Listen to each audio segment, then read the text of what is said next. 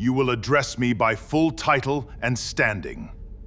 Every delegate here observes that protocol. Someone bring me my coffee. We're gonna be a while. Nobody at the Salvani Coalition Peace Summit had been given Caelen Orvath's actual rank. This was deliberate. The Coalition Diplomatic Office had listed him on the delegate manifest as Technical Advisor, Earth Representation, Secondary Classification, which was the kind of designation that told experienced political minds precisely nothing while implying competent but minor. He wore no insignia beyond a small silver emblem on his left shoulder, the kind of mark that could belong to any mid-tier administrative function. He arrived without an entourage, carried his own briefing documents, and had spent the summit's first 2 days in back corridor conversations with junior aides while the senior delegates postured in the formal sessions. 3 people in the building knew what Caelen Orvath actually was. One was his aide, Pressa, a quiet woman who had worked with him for 4 years and communicated her full understanding of any given situation through the precise degree of stillness she maintained when events began accelerating. One was Admiral Sylvain, the silver-haired head of the Earth delegation, who had specifically requested Caelen for this summit and had spent 2 days watching him from across rooms with the specific patience of someone who had wound a mechanism and was waiting for it to engage.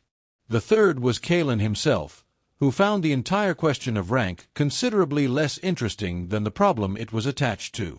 The problem was General Kraeth-Vor.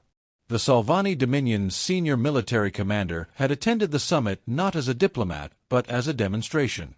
Everything about his presence, the 7-member armored escort, the seating position chosen to require other delegates to look slightly upward when addressing him, the measured pace at which he reviewed documents while others spoke, was a performance of dominance conducted so thoroughly and consistently that most of the room had absorbed it as simply the natural order of things. He had been dismantling the coalition's proposed border agreement for 2 days through the specific technique of treating every human position as a premise requiring his personal validation before it could be taken seriously. His tone toward the Earth delegates had the quality of someone correcting children who have wandered into a conversation beyond their comprehension. Caelen had observed this for 47 hours.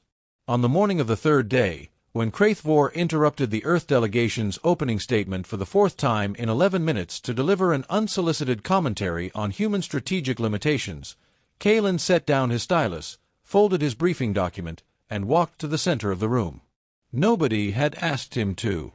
His manifest designation didn't authorize it. The senior Earth delegate's expression when Caelen moved suggested she had not been informed this was going to happen, though she neither stood to stop it nor looked particularly surprised. He stopped 2 meters from Kraeth-Vor. The general's crimson eyes tracked him with the slow, deliberate attention of a predator that has not yet decided whether something is significant. Technical advisors, Kraeth-Vor said, his translator rendering the Salvani contempt with clinical accuracy, do not address the floor. Return to your seat. Caelen looked at him for a moment. I want to cover 3 things, he said conversationally, as if Kraeth-Vor had said nothing at all. The border mapping in Sector 7, the resource corridor interpretation, and the enforcement mechanism your delegation has been mischaracterizing since the first session. He glanced toward the door. Someone bring me my coffee. We're going to be a while. The room did not move. Kraeth-Vor's armored escort shifted. 4 beings who had spent careers reading threat assessments and were currently encountering a data point that didn't fit their existing categories. The young human had not raised his voice, had not assumed a combative posture, had simply spoken as if the conversation were already happening and Kraeth-Vor was welcome to participate. You will address me, the general said, his voice dropping to the register that had ended several military careers across multiple species, by full title and standing.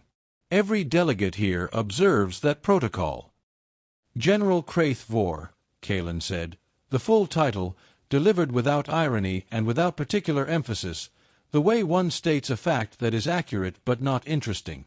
The border mapping issue exists independent of titles. I'm going to explain it regardless. Whether that explanation happens as a conversation or a presentation is entirely up to you. The silence stretched in a direction nobody in the room could quite predict.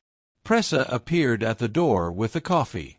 She set it on the table nearest Caelen without comment and retreated to the wall with a precise stillness, which told anyone watching that she had anticipated this moment to the minute. Admiral Sylvain, from his position at the far end of the chamber, took a slow sip from his own mug and continued watching. Caelen picked up the coffee. Then he walked to the central display and pulled up the Sector 7 maps without waiting for permission, without asking for the floor, without performing any of the deference protocols that the Salvani delegation had been using as a dominance instrument for 2 days. What followed was 90 minutes. Kraeth-Vor did not leave. This, the diplomatic analysts would note in their post-summit assessments, was significant. The general had terminated 3 previous sessions by simply departing, a technique that had consistently reset negotiations to his preferred starting position. Instead, he remained, and within the first 20 minutes, something had shifted in the quality of his attention. The contemptuous assessment had become something more careful, the posture less performed and more genuine, as Caelen moved through the sector maps with the fluency of someone who had not just read the briefings but had written several of the underlying frameworks they referenced. By the 40th minute, Kraeth-Vor was asking questions. Not rhetorical ones. Real questions, the kind a military mind asks when it has found an interlocutor it cannot dismiss. By the final session, the border agreement had a framework it hadn't had at the start of the week. Afterward, as the chamber cleared, Kraeth-Vor stood for a long moment studying the sector map that remained on the display. Then, without turning, he spoke, not to the room, to the specific point in the air where Caelen had stood. "Your classification on the delegate manifest," he said. "Technical advisor, secondary classification." "Accurate," Caelen said. The general turned. "What is the primary classification?" Caelen finished his coffee, set down the mug with the unhurried care of a person completing an action they'd already moved past internally, and offered a slight, genuine smile. "That," he said, "would require updating your title and standing protocol to include a category that doesn't currently exist in Salvani diplomatic registry." He picked up his briefing folder. "I'd suggest adding it before the next summit. It'll save time." He walked out. Kraeth-Vor stood in the empty chamber for slightly longer than dignity recommended. Then he called his senior aide and said, in a tone his staff had never heard from him before, "Find out everything the Salvani Intelligence Archive has on the human named Caelen Orvath." His aide checked. The archive had 17 lines.